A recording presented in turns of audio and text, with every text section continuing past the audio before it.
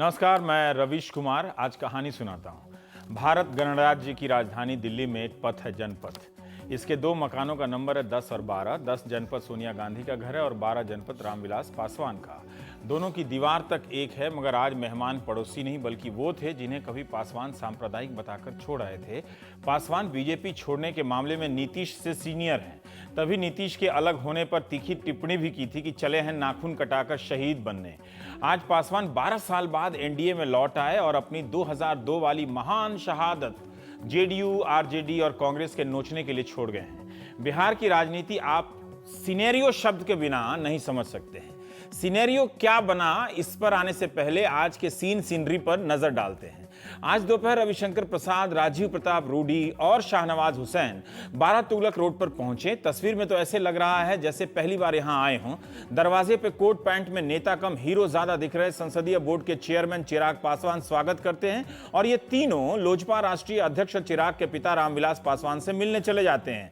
बाहर आकर रविशंकर ने कहा कि चाय और मिठाई खाने गए थे। मीठा पर मीठा, बाप रे इतना। इस उम्र में ठीक ठाक फिट दिखने वाले रविशंकर, रूडी या शाहनवाज ने चाय से पहले मिठाई भी खाई होगी, मुझे नहीं लगता। क्या पता खाई भी हो। लगता है चाय के साथ नमकीन आज नीतीश और लालू खा रहे होंगे। तत्पश्चात सीनरी चेंज होता है। चिराग पासवान शाहनवाज की गाड़ी में बैठकर धर्मेंद्र प्रधान के घर जाते हैं। शाहनवाज जी की गाड़ी का नंबर भी जेम्स बॉन्ड टाइप है, 007। ये देखिए, और इनका घर भी क्या क्या है इस पर नजर जा रही है। इनके खूबसूरत घर पे तो नजर हटाकर आप सोफे पर रूडी साहब और चिराग जी को देखिए। पोज इस तरह का है कि सब फाइनले है, बस वो अररिया आप देख लीजिएगा, आरा हम संभाल लेंगे। ठीक 10 साल पहले 10 जनपद से निकलकर सोनिया पासवान के घर 12 जनपद चली गई थी। 27 दिसंबर 2003 की इस तस्वीर ने खूब सनसनी पैदा की थी, जैसे आज चिराग और रूडी की तस्वीर पैदा कर रही है। तब पासवान को मिलाना सोनिया का मास्टर स्ट्रोक था। आज मोदी ने उस मास्टर स्ट्रोक को दोहरा दिया। बिहार में आज किस किस पर क्या क्या लौट रहा होगा और कौन कहां लौट रहा होगा, ये जानने के लिए आप प्राइम टाइम मत देखिए, पटना फोन कीजिए। आखिर कांग्रेस, लालू ने पासवान को क्यों जाने दिया और मोदी ने पासवान को क्यों लिया? राजनीति में गलती और गलतफहमियां गर्लफ्रेंड की तरह होती हैं। नारीवादी आज के लिए माफ करें, अब आते हैं सिनेरियो पर। क्या बिहार की राजनीति फिर से जात पात की ओर जा रही है? बिहार में मोदी लहर आंधी ऐलान करने वाली बीजेपी को कुशवाहा और पासवान जैसे स्थानीय बवंडरों की जरूरत क्यों पड़ी? क्या नीतीश के विकास की राजनीति में जात पात नहीं था? महादलित और अति पिछड़ा क्या है? क्या कांग्रेस लालू के पास यादव आधार के कारण नहीं जा रही है? क्या बीजेपी और मोदी वंशवाद को समाप्त करने का मुद्दा पासवान के कारण अब छोड़ देंगे? रामविलास पासवान लोजपा के राष्ट्रीय अध्यक्ष हैं। बेटे चिराग पासवान लोजपा संसदीय बोर्ड के चेयरमैन हैं। भाई और चाचा रामचंद्र पासवान लोजपा के राष्ट्रीय उपाध्यक्ष हैं। एक और भाई हैं पारस पासवान, जो पशुपति पारस जो हैं वो बिहार लोजपा के अध्यक्ष हैं। सीटों के समझौते में इन तीनों पासवानों के लिए हाजीपुर, समस्तीपुर और जमुई की सीट की चर्चा हो रही है। वंशवाद को जड़ से मिटा देने के अभियान पर निकले मोदी जड़ों से वंशवाद को ढूंढकर निकाल रहे हैं। उनके तीनों सहयोगी अकाली, शिवसेना और लोजपा वंशवाद से ग्रसित हैं। लेकिन पंजाब जाकर मोदी बादल परिवार को मॉडल के रूप में बदल देते हैं। कहते हैं कि बड़े बादल साहब का दिल खेती किसानी में लगा रहता है, छोटे बादल का दिल उद्योग में लगा रहता है। एक सवाल उठेगा कि इन तीनों दलों के परिवारों का कोई प्रधानमंत्री पद का दावेदार नहीं है। अब अगर वंशवाद को लेकर फर्क करने का यह पैमाना है तो आज मान लेना चाहिए, क्योंकि आज शिवरात्रि है और नीलकंठ के बारे में आप मुझसे ज्यादा जानते हैं। राजनीति में लहर से ज्यादा जहर काम आता है, पीना पड़ जाता है कांग्रेस और बीजेपी सबको। दैनिक जागरण में प्रकाशित एक लेख में राजनीति शास्त्री एलन शर्मा ने कुछ सवाल उठाए हैं कि वे लोग कहां हैं जो वोटर के बदलने और जाति की राजनीति के खत्म होने की बात कर रहे थे। क्यों सुशासन की राजनीति करने वाले नीतीश को आरजेडी से नेता लाना पड़ रहा है और क्यों बीजेपी को पासवान पसंद आ रहे हैं? एक और राजनीति शास्त्री जितेंद्र नारायण ने मुझे फोन पर कहा कि बिहार का युवा मतदाता इससे आगे निकल गया है। वो जाति से ऊपर उठकर उन मुद्दों की पहचान करता है जिसमें सबका हित है। यह इसलिए भी हो रहा है क्योंकि सामाजिक न्याय की लड़ाई खत्म हो गई है। जितेंद्र नारायण ने एक और खास बात कही कि जितना सुप्रीम कोर्ट की क्लीन चिट से मोदी को मान्यता नहीं मिली, उससे कहीं ज्यादा पासवान के साथ आने से मिली है। इसी बात को एलन शर्मा दैनिक जागरण के लेख में इस तरह से कहते हैं कि नीतीश कहते हैं कि मोदी समावेशी नहीं है। मोदी ने कुशवाहा और पासवान को मिलाकर नीतीश के इस दावे पर सवाल उठा दिया है। क्या बिहार जात पात के आधार पर ही 2014 में अपने हिस्से का जनादेश देगा? यही यथार्थ है तो फिर जनादेश का मतलब क्या होगा? जातियों का गठबंधन या कुछ और? प्राइम टाइम में हम बात करेंगे। हमारे साथ रामेश्वर चौरसिया जी हैं, बीजेपी के नेता। आज के लिए आपका विशेष रूप से शुक्रिया, क्योंकि आज आप बैठक में जाने वाले थे, अभी भी अंतिम चरण पर है सारा कुछ, और इसके बाद भी आप आए। उर्मिलेश जी हैं वरिष्ठ पत्रकार हमारे साथ, मनोज झा हैं प्रवक्ता हैं आरजेडी के, और केसी त्यागी साहब हैं महासचिव हैं जेडीयू के। शुक्रिया के अलावा बात तो रुक नहीं सकती है, सवाल तो पूछेंगे ही चौरसिया साहब की इस गठबंधन की पासवान जी की आपको जरूरत क्यों पड़ी? क्योंकि आप एक शहजादा के खिलाफ लड़ रहे थे, एक और शहजादा आप ले आए, 31 साल का चिराग पासवान, अच्छा खासा हैंडसम दिखने वाले नेता हैं, नेता की तरह तो नहीं लग रहे हैं कम से कम, जरूरत क्यों पड़ी चौरसिया साहब? ये मत भूलिए कि चिराग पासवान, आप सही बोल रहे हैं, वो फिल्मों में भी काम कर चुके हैं। हाँ, यही आप सुनना चाह रहे थे। हाँ, नहीं, आपको जरूरत क्यों पड़ी? आपकी तो लहर थी, वैसे ही 40 सीट जीत रहे थे। बिल्कुल बिल्कुल हमारी लहर थी। उसके बाद आप लोग चर्चा भी करते हैं कि बीजेपी अछूत है, बीजेपी के साथ कोई जाना नहीं चाहता। हाँ, आप देखिए, अभी लहर थी। हाँ, हमने कहा है कि भाई 125 करोड़ की जनता से हमें आशीर्वाद चाहिए अगर कांग्रेस मुक्त भारत बनाना है, भारतीय जनता पार्टी को कांग्रेस का विकल्प के रूप में लाना है। हाँ, उसमें पासवान जी भी आए। हाँ, वो यही पासवान जी भी आए, और उनके पुत्र का वक्तव्य ही आपने सुना। हाँ, कि भाई इस देश में न्यायपालिका है, अगर न्यायपालिका ने बरी दे, यही पासवान जी छोड़ करके गए थे। आपको पता ही है कि इसी के आधार पर पासवान जी गए थे।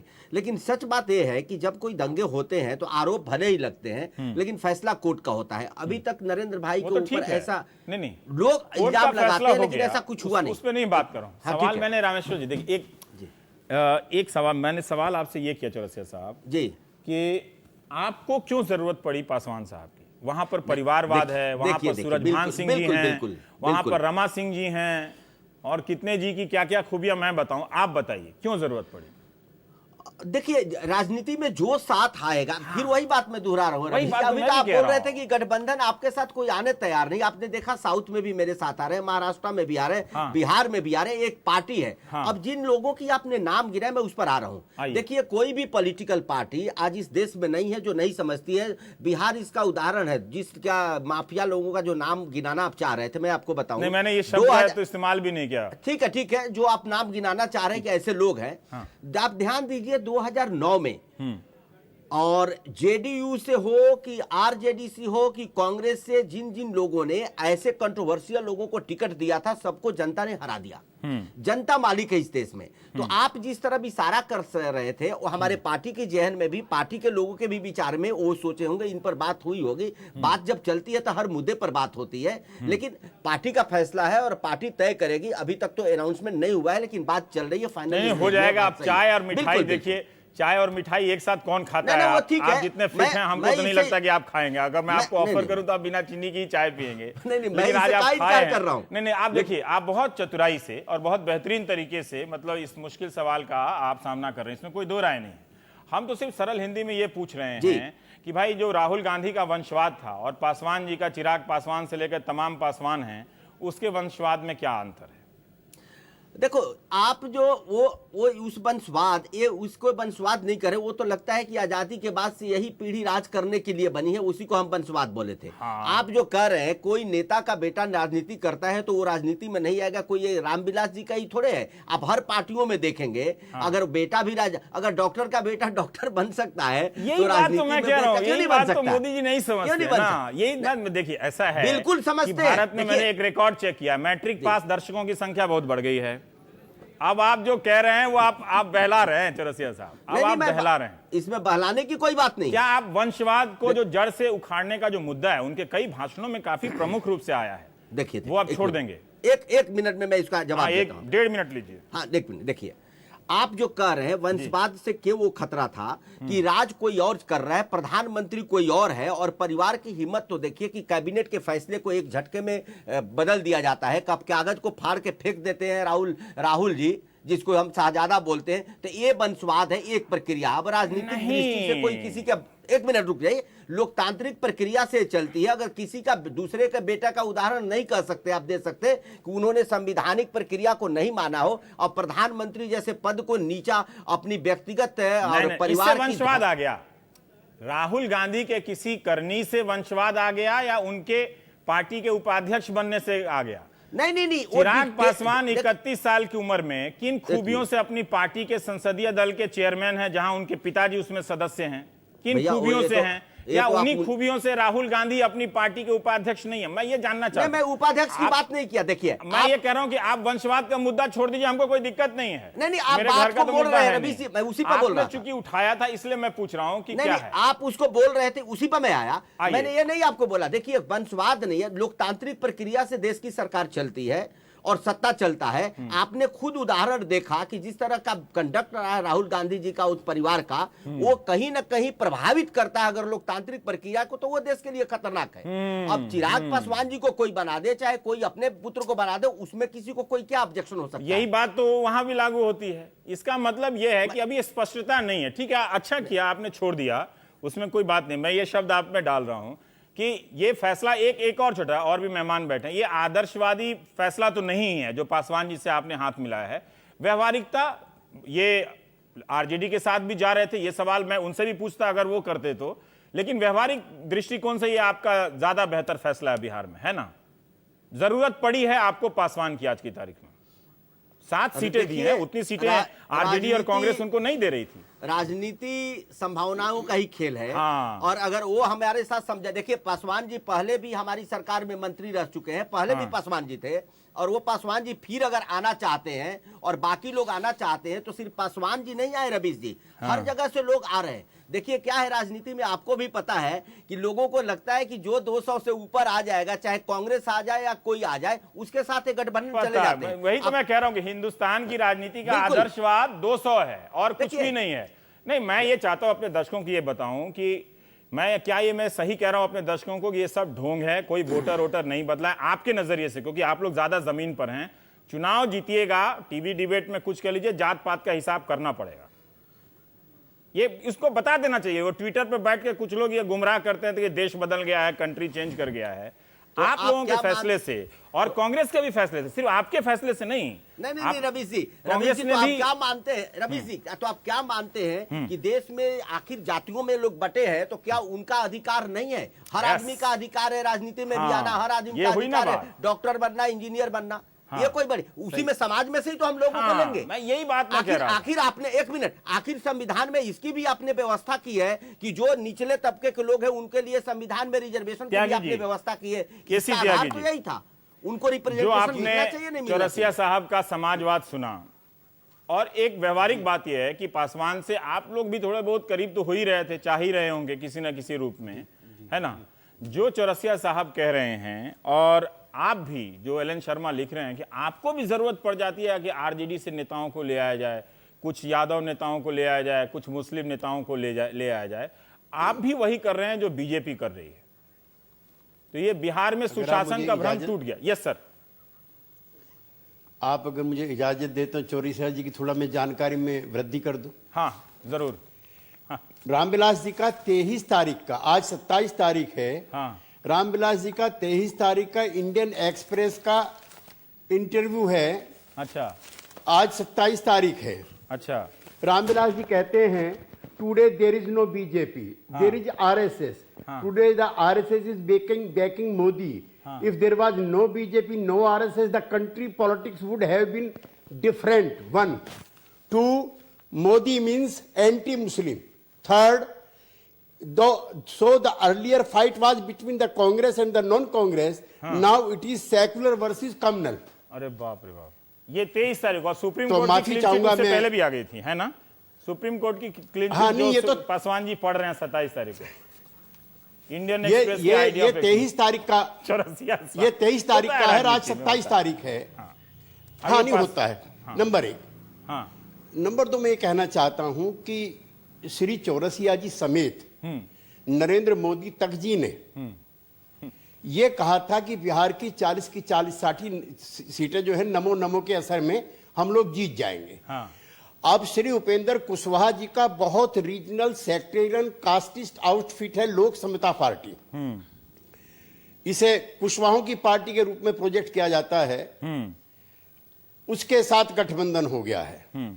दूसरा, दलित समुदाय में से हमारी पार्टी ने जो महादलित थे उनका एम्पावरमेंट किया था, जिसको लेकर के आप हम पर भी इल्जाम लगा रहे हैं। तो उसमें सिर्फ पासवान लोग अलग रह गए थे। तो उनका जो रीजनल आउटफिट है that is Ramvilas Paswan LJP. तो नरेंद्र मोदी जी की जब हवा चल रही थी, ऐसी आंधी थी, और रामविलास जी हालांकि खुद कहना, I agree with Ramvilas ji that irrespective of the noise BJP won't get so many seats. I agree with Ramvilas ji. तो इसकी साफ सुथरी राजनीति, the party with difference, the leader is very articulate, इस सब के बावजूद भी इन तमाम चीजों की बीजेपी को क्या जरूरत है? हम पर तो इल्जाम है that we are promoting petty casteism, Mahadalit, उनका जो हमने एम्पावरमेंट किया है, महापिछड़ों का, पसमादा मुस्लिम्स का, उसके लिए तो हमारे मित्र भाजपा वाले खूब हम पर इल्जाम लगाते हैं। हालांकि एम्पावरमेंट में चौरसिया जी, हाँ बिल्कुल बिल्कुल, इसका जवाब दीजिए। वो कह रहे हैं कि मोदी एंटी मुस्लिम है, लहर वहर कुछ नहीं है, ठीक है। आरएसएस है, ये सब 23 तारीख को बोले हैं। ठीक है। त्यागी जी ने दो बात कही। एक तो सुनाया कि रामविलास पासवान जी ने क्या कहा, ये तो उनसे पूछना चाहिए क्योंकि वो आ रहे हैं हमारे पार्टी में गठबंधन के लिए। ये बात दूसरी चीज, दूसरी बात नहीं, त्यागी जी ने एक और महत्वपूर्ण मुद्दा उठाया है। वो मुद्दा इन्होंने उठाया है कि मोदी जी की लहर चल रही है। त्यागी जी याद कीजिए, जब लहर चलती है तो समाज के हर वर्ग के लोग जुटते हैं। और एक तरफ आप कहते हैं कि हम सबको लेकर के नहीं चलते। अगर मान लीजिए कुशवाहा है, आपने एक मिनट सुन लीजिए, राज्यसभा का मेंबर भी उनको बनाया था, आपसे नहीं पटी, वो छोड़ के चले गए, वो अंदरूनी मामला है, वो अलग विषय है, वो डिस्कशन का मामला नहीं है। अगर वो हमारे पास आज आ रहे हैं तो मोदी जी की लहर देख के ही आ रहे हैं, स्वाभाविक है। आज रामविलास जी भी आ रहे हैं तो मोदी जी की लहर देख के आ रहे हैं। कोई इसे इनकार नहीं करता है। पर आप इनकार से आप कांग्रेस की जो राजनीति है, जो प्रवृत्ति है, उसको खत्म करने के लिए निकले, देश में राजनीति को बदलने के लिए निकले। कांग्रेस जो करे वो तो समझ में आ रहा है कि कांग्रेस भी पासवान को लेना चाह रही थी, कांग्रेस भी लेती तो उसमें वही सूरजभान का सवाल होता, वही रमा सिंह का सवाल होता है ना। आप क्यों कर रहे हैं? जब लहर है, सब चीज है, जनता आपको एक नया विकल्प देना चाहती है, आप वही 90 के दशक की राजनीति क्यों करते हैं? क्या आप ये स्वीकार कर रहे हैं कि बिहार में अगर पासवान को नहीं मिलाएंगे, कुशवाहा को आप नहीं मिलाएंगे तो चुनाव जीतना मुश्किल है?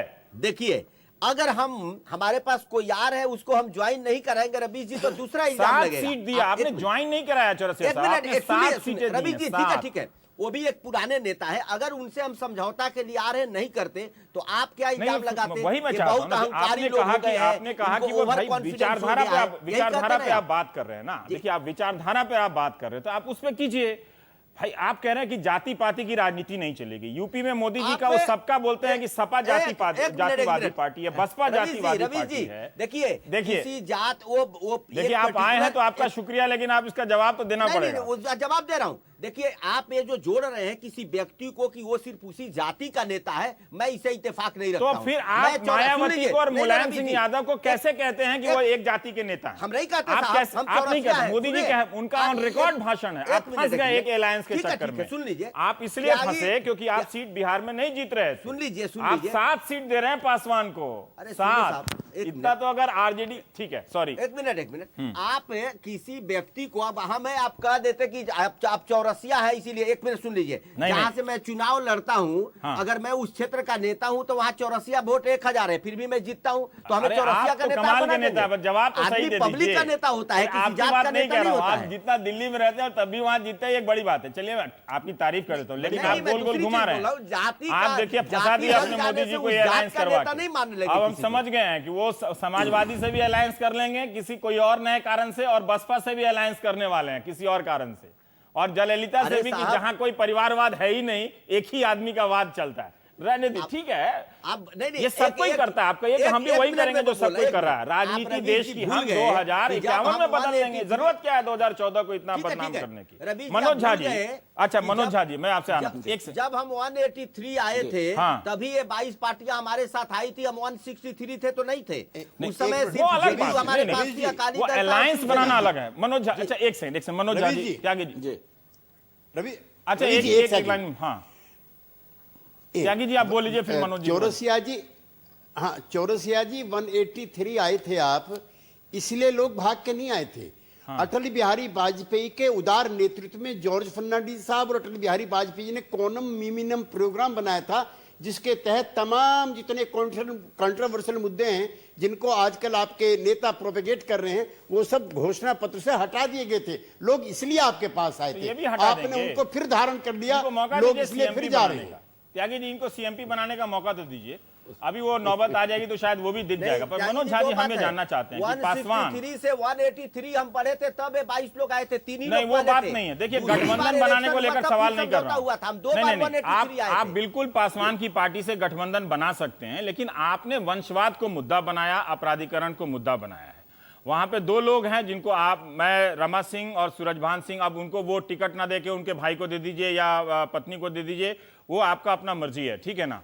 लेकिन अगर यही जिस पार्टी के महासचिव हों सूरजभान सिंह और जिस पार्टी के अध्यक्ष हों लालू प्रसाद यादव, वो भी कन्विक्टेड हैं, ये भी कन्विक्टेड हैं, तो आप उन पर आरोप लगाते हैं, इन पर आरोप नहीं लगाते हैं। मैं ये समझना चाह रहा हूं कि वो एंटी मुस्लिम भी कहते हैं आपको, चले ठीक है, आप भले गलती के लिए माफी ना मांगे, लेकिन दूसरों को तो आप माफ कर सकते हैं ना। वो आपने अच्छा किया कि उन्हें माफ कर दिया।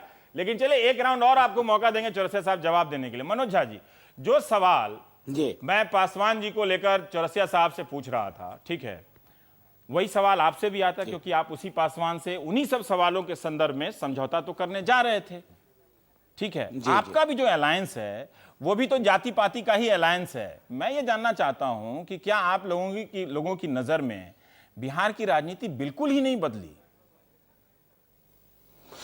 रवीश भाई, मैं आपको सुन रहा था और मुझको इस बात को कहने में कोई गुरेज नहीं। मैं साफ तौर पे कहूंगा कि अगर मुल्क में गैर बराबरी की बात होगी तो गैर बराबरी में जाति और एक पहचान के रूप में आएगी, किसी को अच्छा लगे या बुरा लगे। ठीक है। मुल्क के बदलने का अगर मतलब नहीं, मुल्क के बदलने का मतलब अगर रवीश भाई है कि लोग इन मुद्दों को छोड़ करके और अलहदा मुद्दों पे बात करें जिसका जमीनी हकीकत से कोई ताल्लुक ना हो, तो हो सकता है कि कानों को अच्छा लगे, लेकिन वो यथार्थ नहीं है। मैं समझता हूं कि ये हमें मानना होगा। ये जाति के नाम पर ब्लेटेंट कास्टिस्ट पॉलिटिक्स नहीं है, लेकिन जब भी आप कभी बात करेंगे कि सबको अवसर समान मिले, एक्सेसिबिलिटी की बात करेंगे, अफोर्डेबिलिटी की बात करेंगे, अपॉर्चुनिटी की बात करेंगे, तो जाति एक नियामक के रूप में आएगी, क्योंकि ये इस मुल्क की हकीकत है। क्योंकि स्वर्ग के द्वार पे भी जात पूछी जाती है लोगों की कि तुम्हारी जात कौन है। ठीक है, ये पहली बात रही। दूसरी बात, रवीश जी, चौरसिया साहब को डिफेंड कर रहे हैं? नहीं, मैं चौरसिया साहब को नहीं, मैं इस मुल्क के एक पूरे सबाल्टन पॉलिटिक्स को की अहमियत बता रहा हूं, क्योंकि उसकी लोग चर्चा आजकल नहीं करते। आजकल बहुत एक फैशनेबल तरीका हो गया। नेता लोग मंच से आदर्शवादी बात कर देते हैं ललित निबंध में भारत को लेकर, तो इसलिए मैंने सवाल किया था। अदरवाइज नहीं रवीश भाई, आप बहुत गंभीर पत्रकार हैं। ये सब बहसें और नहीं होती हैं कहीं। दूसरी चीज, आज पासवान जी के इस निर्णय से मैं बताऊं, दल के रूप में और व्यक्ति के रूप में मुझे कष्ट हुआ है, क्योंकि उस व्यक्ति ने 2002 के दंगे के बाद, नीतीश जी तो चिपके रहे, वो बाहर निकल के आए, उन्होंने मजबूती से एक पोजीशन लिया और हम सब लोगों को बल मिला। हमारे साथ मिलकर के उन्होंने फिरका परस्ती के खिलाफ एक गोलबंदी की और उसकी बहुत जबरदस्त उसके बारे में तरफदारी की कि वो पॉलिटिक्स सक्सेसफुल हो। आज मुझे ये कष्ट है कि रामविलास जी पे न जाने किस प्रकार के दबाव थे, क्योंकि बिना वजह कोई बेवफा नहीं होता। कुछ ऐसी चीजें हैं जो अंतर्मन से, जो त्यागी जी कह रहे थे कि 23 तारीख को उन्होंने इंटरव्यू दिया, आज 27 तारीख को क्या परिस्थितियां हुई, कौन दबाव है कि रामविलास जी जैसे कद्दावर सेक्युलर नेता को यह निर्णय लेना पड़ा। ये एक महत्वपूर्ण चीज है। और तीसरी चीज जो मैं आपके माध्यम से कहना चाहूंगा कि अक्सर जब चर्चा होती है कि सुप्रीम कोर्ट ने क्लीन चिट दे दिया, रवि जी, मैं आपको भी करेक्ट करना चाहूंगा। सुप्रीम कोर्ट की एसआईटी के एक लोवेस्ट सेगमेंट ऑफ कोर्ट और 56 मामले चल रहे हैं नरेंद्र मोदी जी पे गुजरात के न्यायालय में, अलग अलग स्तरों पे। किसी भी राजनीतिक नेता को क्लीन चिट देने का अधिकार नहीं, चाहे रामविलास जी हो, हमारा दल हो। मानवता के खिलाफ अपराध में highest court of justice clean chit देगा या छत विच्छत मानस क्लीन चिट देगा।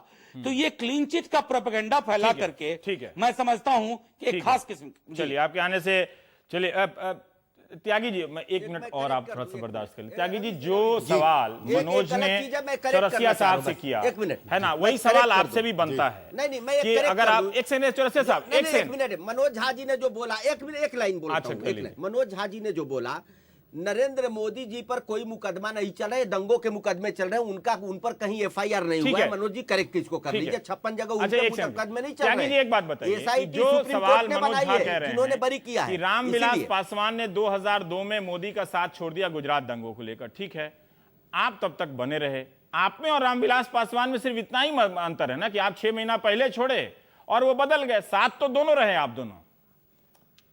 देखिए, मैं तो उस गठबंधन को आज भी आपके सामने डंके की चोट पर डिफेंड करना चाहता हूं। जो एनडीए श्री अटल बिहारी वाजपेयी के उदार नेतृत्व में बना था, उस पर हमको फख्र है। उसके रहते समूचे देश में शांति थी, पड़ोसियों से बेहतर रिश्ते थे, और जवाहरलाल जी के बाद अटल बिहारी वाजपेयी जैसा नेता आजाद भारत में नहीं हुआ जिसको समाज के इतने तबकों का समर्थन प्राप्त था। नहीं, आप वाजपेयी जी के नाम पे इस सेकुलरिज्म के डिबेट को आप वाजपेयी जी के नाम से डिफेंड कर रहे हैं ना, तो ठीक है। नरेंद्र मोदी भी अपनी उदारता दिखा रहे हैं, जा रहे हैं पासवान को लेने के लिए, जा रहे हैं कुशवाहा को लेने के लिए। वो भी समझ गया कि अब हो गया बहुत भाषण, अब लोगों से हाथ मिलाया जाए।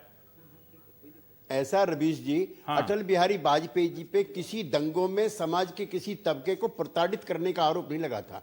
श्री अटल बिहारी वाजपेयी के पूरे करैक्टर में कोई इस तरह का विद इन पार्टी सबवर्सन करने का आरोप नहीं लगा था। उनके किसी सहयोगी ने यह नहीं कहा था कि अटल बिहारी जैसा जो मतलब 2002 के पहले बाबरी इस्तीफा मस्जिद है, ध्वंस भी हुआ था, मुंबई में दंगे हुए थे, अडवाणी जी थे उसमें, अडवाणी जी थे, अटल जी नहीं थे। नहीं, अच्छा ठीक है, वो सबकी कार अपनी सेवा में अपनी नहीं थे, सुविधा, जब वो सबके लंदन में अपने थे। अपने राम, ठीक है। जब वो लंदन में थे तो किसी ने पूछा कि आप यहाँ कैसे हैं, ठीक है, ठीक उसने कहा जो राम भक्त है अयोध्या चले गए। उर्मिला और जी, मैं जी, उर्मिला जी, अब बहुत जो देर मैं आप देशभक्त था, मैं लंदन चला आया। ठीक है, एक उर्मिला छोटी जी, टिप्पणी रवीश जी, क्या जल्दी से कर लीजिए, फिर बहुत सुन लिया उर्मिला एक जी। छोटी टिप्पणी। हाँ। नहीं, मैं एक छोटी टिप्पणी इसलिए करना चाहता हूं कि अटल बिहारी वाजपेयी जी की बड़ी इज्जत करता हूं, लेकिन 73 ईस्वी में पार्लियामेंट में एक बहस के दौरान अटल बिहारी वाजपेयी जी ने कहा था कि दंगे इसलिए होते हैं कि पहला पत्थर एक खास कौम का नाम लेकर के उन्होंने पार्लियामेंट में यह बात कही थी। देखिए, उनकी हैसियत हो गई एक ऐसे बुजुर्ग की घर में जिससे विरोध भी हो तो उसके बारे में बोल नहीं सकते, इसलिए नहीं हम ये कह पाते हैं, लेकिन ये उसी राजनीति का तार है। ठीक है,